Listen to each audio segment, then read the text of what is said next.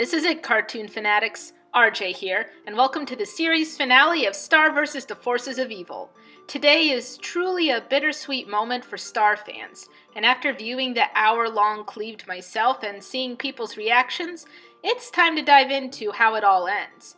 If there's stuff about the show that I miss in this video, I am planning on making a separate video covering Star vs. as a whole, looking at it from all 4 seasons to see how it came together and how it holds up now that the story is complete. But for now, let's get those Kleenex boxes ready again. Star has come to the conclusion that all magic must be destroyed, and with Hekapu's approval, she journeys once more into the realm of magic to speak the Whispering Spell and to destroy magic at its core. She doesn't go alone though, as Marco joins the adventure, snatching up the wand for protection. This cracked me up, because he's all just like, this is mine now, and Moon's all like, Marco! I love that part. Anyway, as they enter the realm and struggle to keep their minds in check, they discover the pudding Glossaryck offered at the tavern actually helps them keep them sane in the realm. Suddenly, Glossaryck's obsession with pudding makes sense. That was not a detail I thought had an explanation, but there it is. And Tom's there, completely lost to the magic and riding the Dark Unicorn, the firstborn unicorn now completely destroyed. Marco fights off Tom with the wand to try and get him back while Star begins to perform the Whispering Spell, and things start kicking off even more here. We see Marco try out his own spells, which is pretty cute and hilarious. Moon, Eclipsa, and Meteora all come to Star's aid when Star can't destroy the magic herself, and all the Queens of Muni also show up to guard them while they are performing the spell. I know a lot of people are still furious at Moon for her actions, but what's important is that she realizes how badly and messed up her choices were. In the moment, Moon was doing what she thought would keep her family safe, and her distrust of Eclipsa was strong enough for her to power Mina. But humans and monsters are all at risk now, and Moon is desperately trying to stay by Star's side to help. Does this forgive her actions? Well, no, of course not. But it's crucial to see that Moon as a character has been through a lot. Tried to do what she thought was best based on her upbringing and what she had been through personally. And now she sees how horrible those actions were. She realizes this and is trying to make amends. She grew and saw the way she was before wasn't good, and now she's trying to become someone better. So, fine, be mad at Moon all you want, but I'm choosing to recognize and respect her attempts to fix what she's been doing wrong for so many years. It's also important to note that the magic cannot be destroyed by one person. It takes all of the former queens to do this, which means all of the queens have come to the same conclusion, that magic has done more harm than good. It existed as a powerful tool, but from the beginning, probably due to human nature if the first humans were truly human, that magic became corrupted. Magic represented power, and whoever wielded it was the most powerful and ruler over everything else. Sure, it could be used for good, but this power was too great a risk to let it be misused again, and therefore the queens decide it must be destroyed.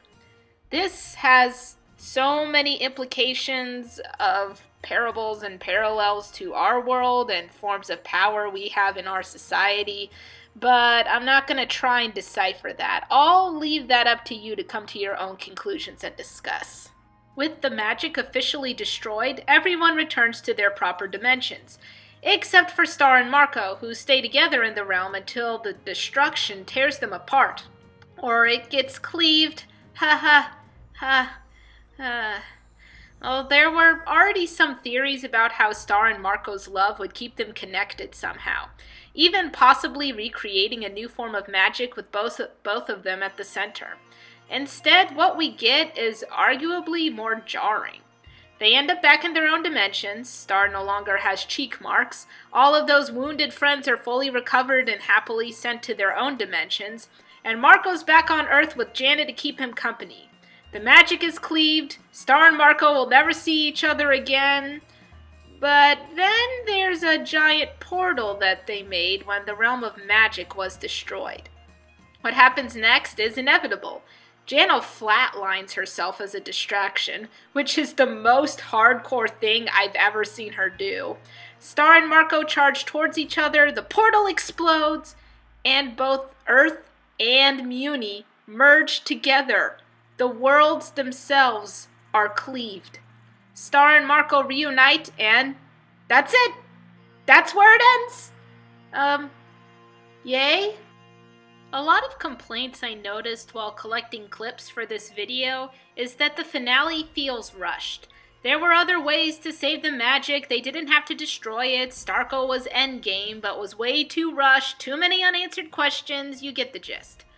The hardest thing about being a creator is your characters become your children. And once you send them off and attract a crowd, those characters don't belong to you anymore. The way this finale ended was Darren Neftsi's story, whether we liked that story or not. But at some point, we were drawn in and became attached to the world and characters of Star Versus, despite what we felt about the way the story progressed. Arguably, the best shows do that.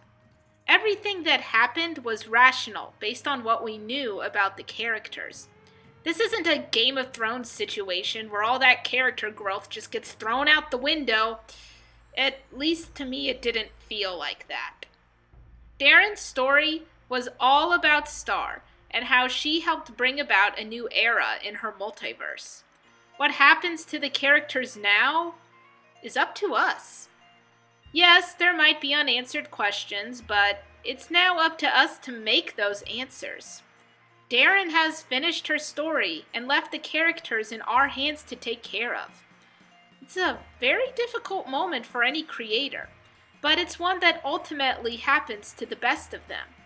I watch how shows like this inspire future writers, artists, musicians, and more, and when one is over, another one always comes along to continue. Take that joy and inspiration Star vs. the Forces of Evil gave you, and embrace it, and go make your own story. I know I plan on doing just that. I hope you enjoyed this review on the finale, and I hope the stuff I said made sense. When you spend a lot of your time talking to puppets and animals, you begin to wonder if your thoughts are coherent to people anymore. So if you liked this, give a thumbs up and press that like button. Comment below about your thoughts and opinions on the series finale. I've been seeing some conflicting reactions, as mentioned before, and if the finale felt rushed to you, I'd like to hear why you felt that. I know they say not to, but I do read all the comments.